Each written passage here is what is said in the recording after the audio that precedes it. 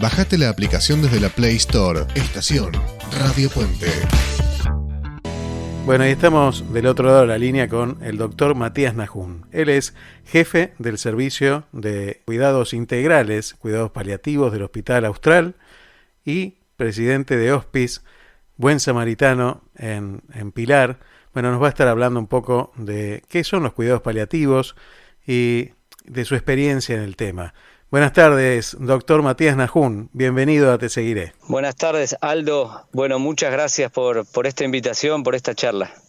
Bueno, en principio yo quería hablar un poco de Hospice y de Hospice Buen Samaritano, que no es poco hablar de Buen Samaritano. Muchas veces se nombra al Buen Samaritano y nos olvidamos de aquella historia que contó Jesús, ¿no? De quién es el Buen Samaritano, de quién es el prójimo. Y justamente esa historia de los dos que pasan caminando, que ven al moribundo y siguen de largo, y el buen samaritano es el que lo recoge, el que lo lleva, el que lo cuida, el que pone de su bolsillo, el que, bueno, pone su tiempo también, y lo deja a cuidado de alguien para que lo cuide, y después vuelve a ver cómo estaba, ¿no? Toda una historia muy profunda de amor al prójimo. ¿Por qué Hospice?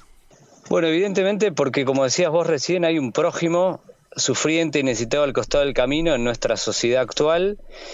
Ese prójimo del que nosotros cuidamos primero encontramos al costado del camino, lo reconocemos, nos acercamos y lo cuidamos, es hoy una persona o personas con enfermedades avanzadas, personas con enfermedades en el final de su vida y en situación de pobreza. El Hospice Buen Samaritano es una organización, una ONG que cuida gratuitamente a personas con enfermedades oncológicas avanzadas en el final de su vida y en situación de pobreza. Entonces, existe el Hospice Buen Samaritano porque hay tantos prójimos sin recursos sufriendo, y entonces el cuidado hospice, cuya técnica es el cuidado paliativo, se propone aliviar, sacar los síntomas, quitar el dolor en primera medida para después acompañar la totalidad de ese ser humano que además necesita ser escuchado, consolado, reencontrarse con sus familias,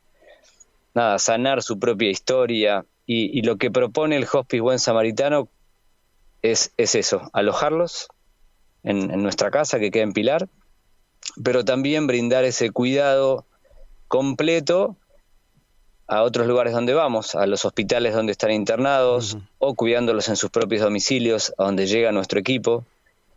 Entonces existe el Hospice Buen Samaritano porque existe un prójimo que sufre y porque Jesús nos lo inspiró. De alguna manera el Buen Samaritano hace pie en Jesús Buen Samaritano. Cuando yo veía la historia del Hospice, y he hablado en alguna oportunidad también con Natalia González Otarán en Mar del Plata, la verdad que cuando uno habla con primero que no son pacientes, ¿no? Con los huéspedes y con las familias de los huéspedes, uno se encuentra con palabras recurrentes, como paz, como amor, como hogar. ¿Qué es lo que significa Hospice para la gente? Bueno, en primer lugar, Hospice es una palabra que no es latina, es inglesa, es una palabra que no hemos traducido, es una palabra inglesa que evoca este modelo de cuidado, la competencia de un hogar, la competencia de un instituto que cuida, de un hospital que cuida profesionalmente con la calidez del entorno hogareño. De alguna manera, Hospice evoca eso, ¿no?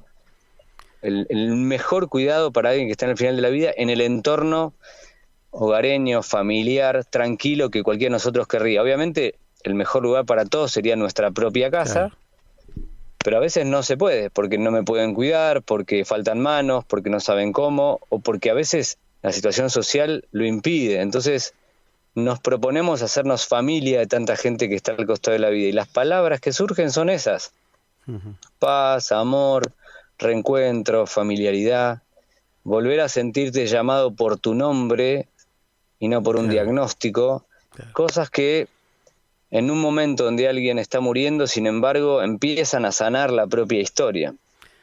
A mí me encanta, he leído bastantes entrevistas que te han hecho y he escuchado, y siempre hablas de la vida. Por supuesto que estás hablando de la muerte, pero la muerte como parte de nuestra propia vida. ¿Cómo es ese proceso de vivir en ese final? ¿Cómo se habla con una persona que sabe que está en el final de su vida? Como, bueno, como sabemos todos, ¿no? Que nos va a llegar en algún momento, pero en ese caso tienen alguna certeza mayor. ¿Cómo se habla, cómo se hace para que viva felizmente y plenamente esa persona? Bueno, primero, teniendo en cuenta nosotros como equipo que cuida, que ese es un momento sagrado y que puede ser bien llevado, o sea que tenemos una única oportunidad para morir y hay que hacerlo bien. Uh-huh. Y que realmente se puede transitar bien. No hay que tenerle miedo a ese momento. Muchos equipos de salud le tienen miedo a esos momentos porque no te han formado para estar ahí, porque la muerte es un tabú, porque implica frustración. Entonces, primero asumir que la muerte es una parte de la vida y que esa persona en ese tiempo merece el cuidado como cuidamos a un niño recién nacido. Y existen herramientas médicas, de acompañamiento, de entrenamientos para hacerlo bien. En segundo lugar, una vez que vos eso lo comprendés como equipo, lo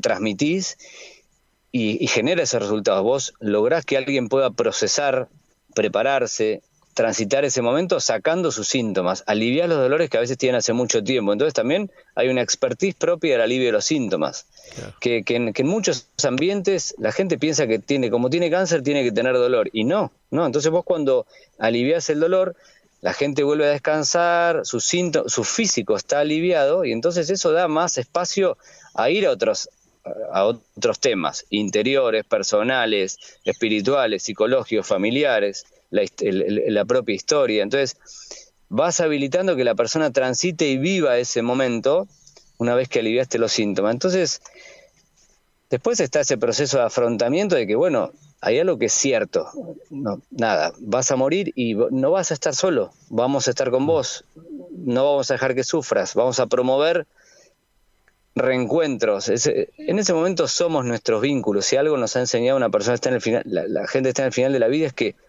no cuenta tanto lo que junté, lo que viajé, lo que tengo, sino nuestros vínculos. Entonces uno provoca muchos reencuentros que también son sanadores, ¿viste? Sonrisas, abrazos, decirse cosas, pedirse perdón.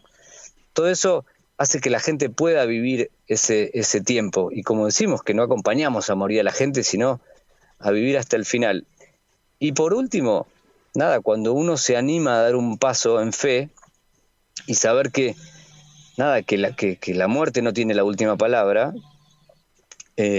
y la gente, si algo necesita en ese momento, es, si no creyó nunca en nada, es ese momento donde la gente dice, bueno, espera, ¿realmente será que viene algo? ¿Será que sigue? ¿Será que no termina todo acá? Y entonces ese es el as de espada de nuestra fe, que bueno, el cuerpo es un chasis, pero el cielo es verdad. Entonces cuando uno logra, incluso además de todo ese proceso familiar, personal, social, dar ese salto de fe, bueno, imagínate que la paz es con P mayúscula. Sí, claro. Ahora, dijiste hace un rato, pasaste por ahí, dijiste, no estamos preparados para hablar de la muerte, y realmente en las universidades de medicina la muerte no solo es un tabú, sino que es casi una mala palabra, porque claro, a uno lo forman para curar, para sanar, y esto es como todo lo contrario, ¿no? Entonces la muerte es como el fracaso para muchos. ¿Cómo se hace para entender que realmente la muerte, como decías recién, no es el final del camino y es parte de nuestra propia vida? Bueno, primero, es todo un camino pedagógico que empieza evidentemente en las universidades de salud. Nosotros hoy, yo cuando estudié medicina esto no existía, o sea, yo lo fui descubriendo en el andar. Hoy te diría que gran parte de las universidades y las carreras de medicina, de enfermería y psicología ya tienen espacios donde el cuidado paliativo es más conocido.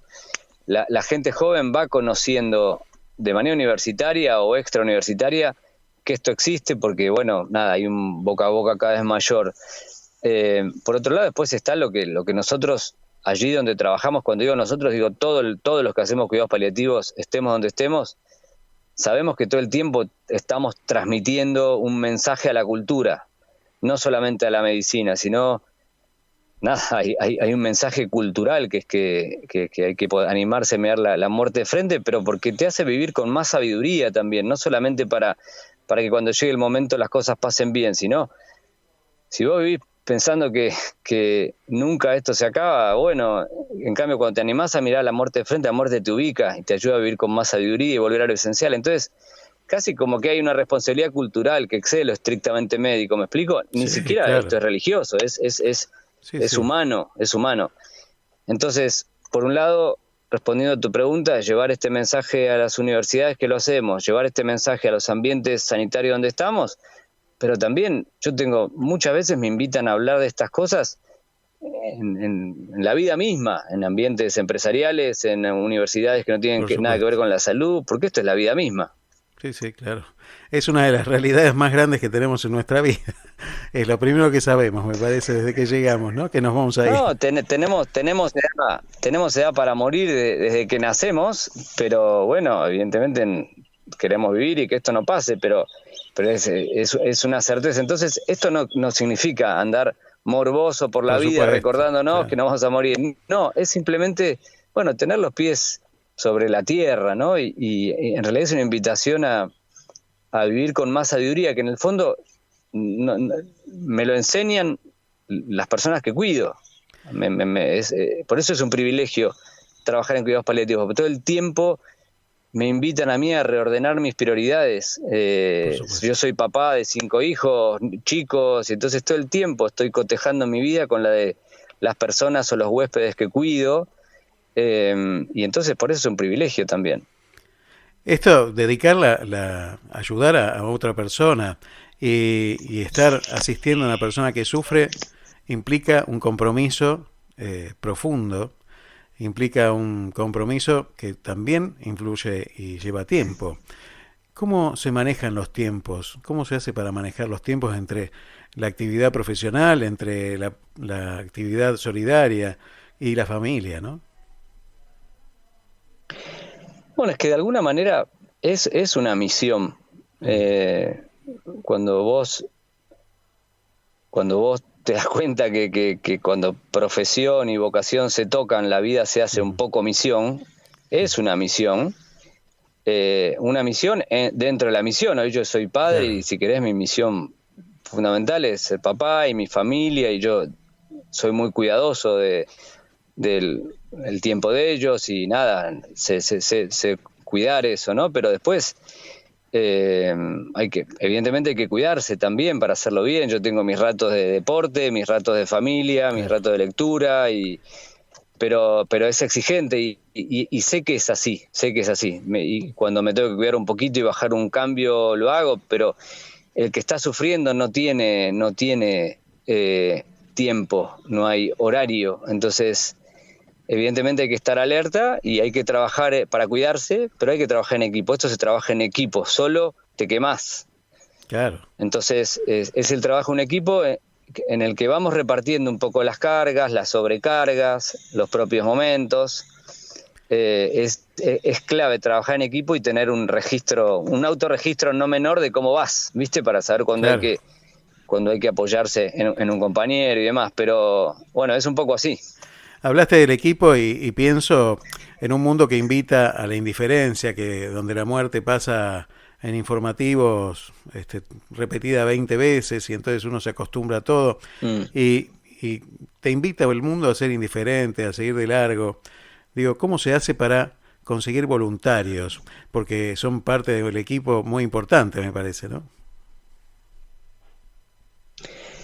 Es que la gente necesita darse genuinamente. La gente, en todos hay un llamado a darse.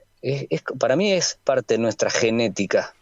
que el mundo te proponga otra cosa no quiere decir que cuando vos despertás o activás ese gen, la gente no muerda eso. Entonces, cuando vos transmitís, humildemente lo digo, con ejemplo de que vale la pena jugarse por otros, de que haces bien, de que ayudás, ese gen que está en el otro, de darse, haga lo que hagan, no digo solamente en cuidados paliativos, está.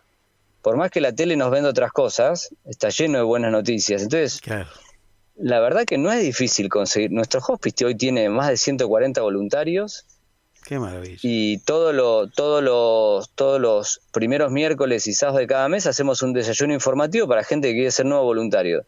Y siempre hay 2, 3, 4, 5 nuevos interesados, todos los meses. Entonces, después cada uno elige dónde quiere voluntariar, si entre los niños, si entre los que están al final de la vida, si en un comedor. Pero para mí, no sé si es argentino, pero en nuestra esencia está darnos, cuando encontrás propuestas serias donde brindarte, la gente se da, aunque no tenga tiempo, porque cuando vos te das, después los tiempos se reacomodan. Cuando vos das y te pones al servicio del otro, mágicamente el tiempo que pensabas que no tenías aparece. Justamente es como es la lógica del servicio. Hoy el Papa decía, por la Asunción de la Virgen, decía justamente que hay que bajarse hacia los demás, hacia el servicio de los otros para subir, ¿no? Para poder subir. Y me pareció muy, muy gráfica la frase y realmente, ¿no? Cuando uno ve esa experiencia del darse al otro, digo, uno piensa que está dando un montón, porque evidentemente yo sé que estás dando un montón y la gente que está en el hospice da un montón, pero también reciben un montón, ¿no? Pero por supuesto, y eso es a veces una de las cosas más dichas, ¿no? Uno da y después recibe más. Pero lo que no es menor es que realmente el tiempo después se acomoda, te rinde más, empezás a usar mejor tus tiempos. Ese tiempo que pensás que no tenías, porque es uno de los bienes más preciados de nuestro tiempo, después se acomoda y aparece el tiempo, ¿no? Siempre siendo coherente, sirviendo y siendo voluntario con tu casa en orden. No te puedes ir de tu casa, si tu casa está explotada o con dificultades, no te vas a tener que ocupar de tu casa, ¿no? Pero entonces después no solamente recibís más de lo que das, sino que después el tiempo rinde y alcanza. Así que es un poco como bien decías, citando al Papa, así es. Ahora, Matías, cuando uno escucha hoy lo que se habla en el medio de la sociedad, los cuidados paliativos se empiezan a conocer, ya son conocidos, pero no todo el mundo tiene acceso a los cuidados paliativos todavía. Realmente es una deuda importante que tiene nuestra sociedad y obviamente tiene que ver con los costos que tiene dar el servicio de cuidados paliativos. Y frente a eso se empieza a hablar de un proyecto en favor de la eutanasia con una pseudo compasión del ser humano, ¿no? ¿Qué mirada tenés desde tu punto de vista? No, en primer lugar, cuidados paliativos no es caro, al contrario, es más barato. Me parece que la falta todavía de acceso a todos es realmente que falta recurso humano, que faltan todavía, si bien hay cada vez más iniciativas de formación y cada vez más gente se vuelca a los cuidados paliativos, después el recurso humano bien rentado para brindarse es a veces lo que falta. Entonces falta soporte a una especialidad que es barata, por el contrario, entonces es una especialidad que no es negocio. Entonces de repente se invierte en aquellas cosas que terminan siendo rentables para muchos o para algunos. El cuidado paliativo es barato, pero no es un gran negocio, la verdad es esa. Porque la gente es un negocio para las instituciones, para que alguien no muera internado y ocupe una cama que es muy cara, pero nada más. Entonces, donde no hay negocio no hay tanta inversión, pero te corrijo en este sentido, es una especialidad barata. O sea, lo que se necesita es, las drogas son baratas, la medicación es barata, solamente es recurso humano que hay que formar y después generarle espacios de trabajo a estos equipos, ¿no? A estas personas. Eso por un lado. Evidentemente, la tendencia en favor de la eutanasia que arrancó en Europa y demás, va a llegar a todo el mundo y está llegando a nuestro país. Hoy se habla más de eso que de cuidados paliativos, aunque hay una ley recientemente aprobada, todavía no implementada, que entraña cierta incoherencia, porque se habla más de la eutanasia que de los cuidados paliativos. Se debería instalar primero cuidados paliativos y eventualmente después, si uno quiere como sociedad dar una discusión seria en torno a la eutanasia, a mí no me parece mal. Obviamente estoy en contra de la eutanasia por mi trabajo y porque veo que con buenos cuidados paliativos no hay la gente se va bien sin necesidad de anticipar la muerte, ¿no? Uh-huh. Más allá de esto, por supuesto que no juzgo. Cuando alguien pide eutanasia es porque alguien está sufriendo mucho, entonces yo no puedo ponerme a juzgar del lado ni del bien o del mal, ¿no? Si alguien pide eutanasia, yo me compadezco porque alguien no está está sufriendo mucho, entonces hay que acompañar, hay que ayudar, hay que comprender y eventualmente yo me mostraré disponible para aliviar, no para tratar de convencer, para dar una alternativa, exactamente. Entonces hay que compadecerse de la gente que pide eutanasia porque eventualmente sufren mucho, pero sabemos que hay una alternativa real, que es que alivia. Yo en 20 años de cuidados paliativos he recibido pedidos de eutanasia reales que cuento con los dedos de mi mano. Porque la gente no quiere vivir más, pero cuando vos le garantizás que no va a sufrir, que no le va a doler, que no le va a faltar el aire, la gente quiere vivir. La gente lo que no quiere es sufrir. La gente no quiere morir. La gente lo que no quiere es sufrir. Y es lógico. Entonces cuando vos desactivás eso, porque aliviás y garantizás compañía y presencia, la gente sigue. Entonces el pedido de eutanasia se apaga, ¿entendés? Cuando yo pensaba en esta nota y bueno, ya hace rato que quería hablar contigo, digo, qué duro, qué difícil que es asumir el sufrimiento del otro, pero estando solo. Cuando uno está acompañado por un equipo, como decías antes, se hace más suave y más llevadero todo. Y digo, ¿cómo se hace para sostener un equipo? ¿Cómo se hace para preparar un equipo? ¿Y cómo se hace para sostener un proyecto como Hospice que se autosustenta, ¿no? Bueno, yo creo, tengo una mirada de fe sobre esto que no la puedo correr, no me puedo poner adelante yo de todo esto, porque detrás de esto hay, si querés, hay una mirada providente sobre lo que ha pasado concretamente con el Hospice y en mi vida en particular. O sea, de alguna manera yo siempre he rezado lo que he hecho y viéndolo en fe sé que Jesús de alguna manera se ha ocupado de